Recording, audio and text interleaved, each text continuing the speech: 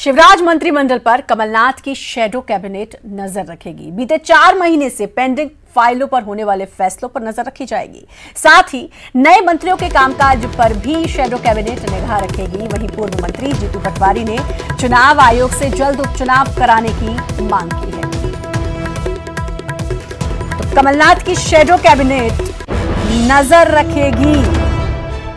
4 महीने से जो काम नहीं हुए, जो फाइल्स रुकी हुई हैं, अब उनका क्या होगा, कैसे काम होगा, तो अब शिवराज मंत्रिमंडल के कामों पर नजर रखी जाएगी। और पूर्व मुख्यमंत्री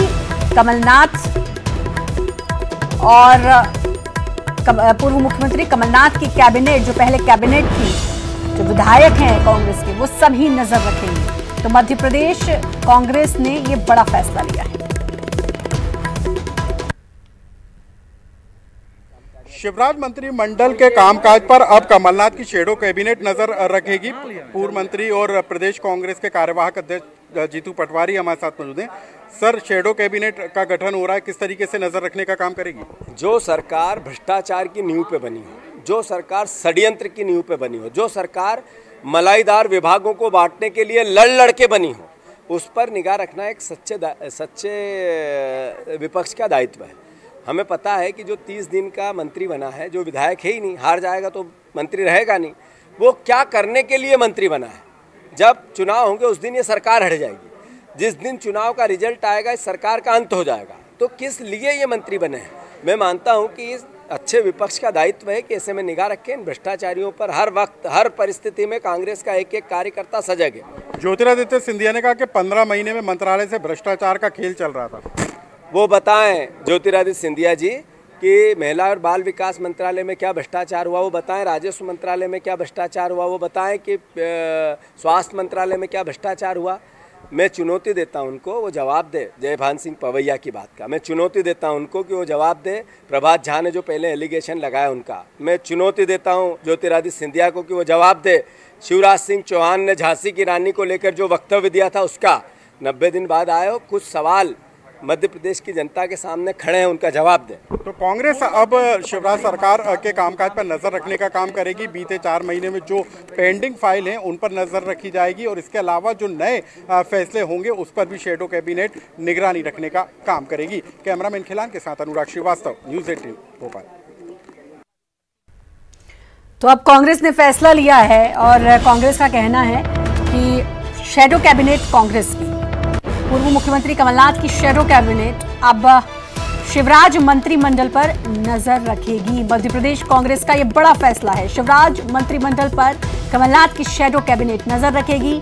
नए मंत्री कैसे काम कर रहे हैं, क्या काम कर रहे हैं, इस पर कांग्रेस की नजर रहेगी। हर एक मंत्री पर कांग्रेस के विधायक नजर रखेंगे। विभागों में होने वाले भ्रष्टाचार पर नजर रखेंगे।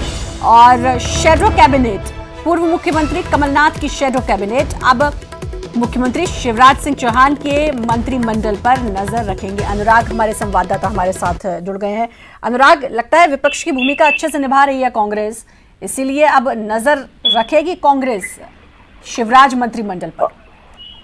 बिल्कुल, देखिए, अब कांग्रेस पार्टी ने प्रदेश सरकार को घेरने की भी रणनीति तैयार की है। जिस तरीके से लगातार बीजेपी के नेता इस बात का आरोप लगा रहे थे कि कांग्रेस के 15 महीने के सरकार में जमकर भ्रष्टाचार हुआ है, मंत्रालय में भ्रष्टाचार का अड्डा बन गया था। इसी के जवाब में कांग्रेस पार्टी ने शैडो कैबिनेट का गठन करके सरकार के नए मंत्रियों के कामकाज पर नजर रखने की तैयारी कर ली है। इसको लेकर जो जिम्मेदारियां भी सौंपी जा रही हैं उसमें पूर्व मंत्री जो विभागों के मंत्री रहे उन्हीं मंत्रियों को इस बात की जिम्मेदारी दी जाएगी कि वो उन बड़े विभागों पर नजर रखें जहां पर गड़बड़ी की आशंका हो सकती है। साथ ही कांग्रेस पार्टी का आरोप इस बात को लेकर भी है कि बीते 3 से 4 महीनों से पेंडिंग फाइलें हैं जिनको लेकर बड़े फैसले नहीं हो सके। उन फैसलों को लेकर यदि सरकार कोई कदम उठाती है तो उसके पर भी कांग्रेस के नेताओं की नजर होगी। तो कुल मिलाकर जो जिस भ्रष्टाचार के आरोप लगाकर बीजेपी लगातार कांग्रेस को घेरने की कोशिश कर रही थी, उसी भ्रष्टाचार के जरिए अब कांग्रेस ने बीजेपी को घेरने का प्लान तैयार किया और इसी के लिए कांग्रेस पार्टी ने शैडो कैबिनेट गठन करने का फैसला किया है, जो कि सरकार के नए मंत्रियों, खासतौर पर जिनके पास बड़े विभागों की जिम्मेदारी है, उनको घेरने का काम करेंगे।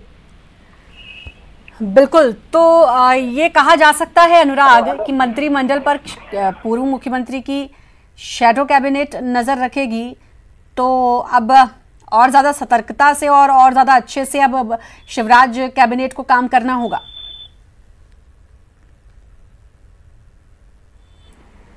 बिल्कुल, देखिए लगातार क्योंकि इस बार के उपचुनाव में भ्रष्टाचार एक बड़ा मुद्दा रहने वाला है और इसी मुद्दे के जरिए जो है बीजेपी लगातार कांग्रेस को कटघरे में खड़ा करती रही है। बीजेपी के तमाम नेताओं, चाहे मुख्यमंत्री शिवराज सिंह चौहान हो या फिर ज्योतिरादित्य सिंधिया, वो लगातार इस बात के आरोप लगाते रहे कि 15 महीने के सरकार में विकास काम के बजाय भ्रष्टाचार का खेल खेला गया और इसी को लेकर बीजेपी ने ग्रुप ऑफ मिनिस्टर का भी गठन किया है, जो कि किसान कर्ज माफी में गड़बड़ी से लेकर तमाम मुद्दों को लेकर पड़ताल करने का काम कर रही है। उसी के जवाब में अब कांग्रेस पार्टी ने बीजेपी सरकार के मंत्रियों के कामकाज पर नज़र रखने का प्लान तैयार किया और इसको लेकर पूर्व मंत्रियों को ये इस बात की जिम्मेदारी दी गई है कि वो लगातार इस बात के संपर्क में रहें कि कौन से विभाग में किस तरीके के फैसले हो रहे हैं। कहीं किसी तरह की गड़बड़ी की आशंका हो तो तथ्यों के आधार पर उसको जनता के सामने रखने का काम किया जाएगा। तो कुल मिलाकर एक तरफ जहां सरकार ताबड़तोड़ फैसले ले रही है, सबसे ज़्यादा फैसले उपचुनाव वाले विधानसभा क्षेत्रों को लेकर किए जा रहे हैं, लेकिन उन फैसलों में यदि कहीं कोई गड़बड़ी होती है तो उस पर नज़र रखने का काम अब कांग्रेस के नेता करेंगे। जी, बहुत बहुत शुक्रिया आपका अनुराग, तमाम जानकारी देने के लिए। और उपचुनाव के लिए अब कांग्रेस ने अपनी कमर कस ली है। एमपी किसान कांग्रेस लगाएगी जोर। सभी 25 सीटों के लिए प्रभारियों को नियुक्त किया गया है। सभी 25 सीटों के प्रभारी 18 जुलाई को मोर्चा संभालेंगे। किसान कांग्रेस के प्रदेश अध्यक्ष करेंगे प्रचार, कर्ज माफी और बीजेपी के दुष्प्रचार की देंगी जानकारी। तो अब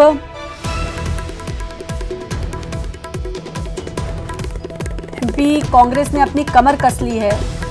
एमपी किसान कांग्रेस अब पूरा जोर लगाएगी। 25 सीटों के लिए प्रभारियों को नियुक्त किया गया है और अब पूरा जोर लगाएगी उपचुनाव के लिए। और कांग्रेस की ये मांग भी है कि जल्द से जल्द उपचुनाव करवाए जाएं। तो ये कांग्रेस की मांग भी है और अब कांग्रेस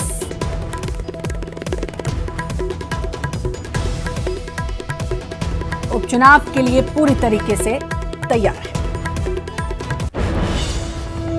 गृहमंत्री नरोत्तम मिश्रा ने राजस्थान के सियासी घमासान को लेकर कांग्रेस पर निशाना साधा। उन्होंने कांग्रेस को डूबता जहाज बताया, साथ ही राहुल गांधी पर उभरते हुए युवाओं को रोकने का आरोप लगाया। उन्होंने कहा कि मध्य प्रदेश और राजस्थान में कांग्रेस पर बुजुर्गों का कब्जा है। मध्य प्रदेश में कांग्रेस की सरकार चली गई, अब राजस्थान में कांग्रेस की सरकार चली जाएगी। राहुल गांधी जी जो भी उभरते हुए युवा हैं कांग्रेस में, उनको आगे नहीं बढ़ने देते और इसलिए 75 के ऊपर के लोग, चाहे मध्य प्रदेश हो चाहे राजस्थान हो, वो सियासत पर कब्जा किए हुए हैं। वर्तमान परिवेश और परिस्थिति से कटी हुई कांग्रेस से परिस्थितियों के कारण से आ गई है सरकार। झूठ बोलकर, असत्य बोलकर सरकार में आए हुए लोग ज़्यादा दिन नहीं रहते। अपने टूटन का शिकार कांग्रेस होगी और मध्य प्रदेश की तरह राजस्थान में भी जाएगी। कांग्रेस जिस तरह से देश के अंदर चल रही है, ये अतीत की वस्तु ही होने वाली है, इतिहास की वस्तु ही होने वाली है। अब ये कुछ भी कर लें, क्योंकि जिस तरह से इन्होंने कन्हैया कुमार जैसे राष्ट्र विरोधी तत्वों का साथ दिया, भारत के टुकड़े टुकड़े गैंग का साथ दिया, देश विरोधी राष्ट्र विरोधी बातें करने वालों का साथ दिया, उससे अब ये जनता का विश्वास खो चुकी है कांग्रेस। सचिन पायलट को एमपी बीजेपी का साथ मिला है। कैबिनेट मंत्री गोविंद सिंह राजपूत ने कहा कि कांग्रेस पार्टी में टैलेंट दबाने का काम हो रहा है। टैलेंट को जितना दबाया जाएगा वो उतना निखरेगा। राजपूत ने कहा कि सचिन पायलट कोई बड़ा फैसला लेंगे, साथ ही कांग्रेस को घिसे पिटे नेताओं की पार्टी बताया।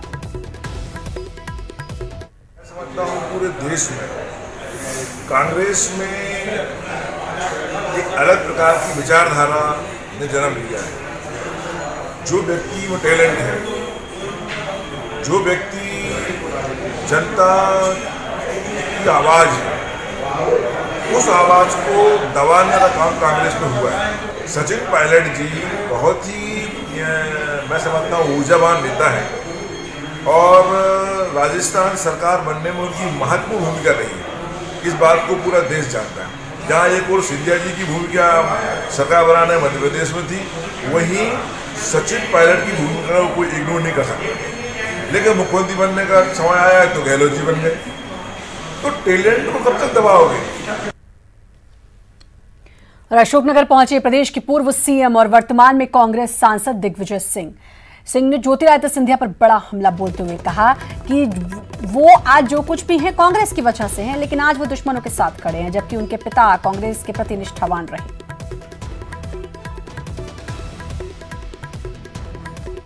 है कि जिन नौजवानों को कांग्रेस पार्टी ने सब कुछ दिया, ज्योतिरादित्य सिंधिया जी को पूरी जिम्मेदारी मध्य प्रदेश की सौंपी गई, चेयरमैन कैंपेन कमेटी का बनाया गया, ऑल इंडिया कांग्रेस कमेटी का महामंत्री बनाया गया, उन्हें डिप्टी चीफ मिनिस्टरशिप भी बनाने के लिए ऑफर दिया गया था, वो नहीं माने। पीसीसी प्रेसिडेंट का भी ऑफर दिया गया, नहीं माने, और उन्होंने उसी पार्टी में शामिल होना ठीक समझा जिस पार्टी ने उन्हें हराया, यानी कि दुश्मन के साथ हारने के बाद दुश्मन के साथ हाथ मिला लिया। हमें ऐसी उम्मीद ज्योतिरादित्य जी से नहीं थी। ब्रेक के बाद एक बार फिर से आपका स्वागत है। नाबालिग बच्चियों से दरिंदगी करने के आरोपी प्यारे मियां की फरारी पर प्रदेश के गृहमंत्री नरोत्तम मिश्रा ने कहा कि कानून अपना काम कर रही है, जल्द ही प्यारे सलाखों के पीछे होगा, साथ ही दोषियों को मदद पहुंचाने वालों पर भी पुलिस कानूनी शिकंजा कसेगी। प्यारे मियां जो फरार है, लेकिन पुलिस के हाथ अभी भी खाली हैं, लेकिन गृहमंत्री ने भरोसा दिलाया है कि जल्द ही प्यारे मियां को गिरफ्तार कर लिया जाएगा। साथ ही कहा है कि दोषियों को बख्शा नहीं जाएगा। इस तरह का घृणित कार्य जिस तरह का प्यारे मियां का ध्यान में आया है, करने वाले जितने लोग हैं सब पर कार्रवाई होगी, कोई भी नहीं बख्शा जाएगा, वो चाहे कितना भी बड़ा हो। भोपाल में आज 72 कोरोना के नए मरीज मिले हैं। ये कोरोना पॉजिटिव ईदगाह हिल्स, श्यामला हिल्स, जवाहर चौक, ऐशबाग समेत अलग अलग इलाकों से कोरोना संक्रमित मिले हैं। वहीं आज जो कोरोना रिपोर्ट आई है उसमें 2 मीडिया कर्मी भी शामिल हैं। तो आंकड़ा 18,000 को पार कर चुका है। और अब आज जो रिपोर्ट आई है, जो 72 लोग नए कोरोना पॉजिटिव मिले हैं, उसमें 2 मीडिया कर्मी भी शामिल हैं। तो लगातार आंकड़ा बढ़ता जा रहा है। मध्य प्रदेश के साथ साथ पूरे देश में कोरोना पर लगाम अभी तक नहीं लगाई जा सकी है और लगातार ये आंकड़ा रोजाना बढ़ता जा रहा है। 18 नहीं बल्कि 19,000 के पार ये आंकड़ा पहुंच चुका है। अकेले मध्य प्रदेश की हम बात करें तो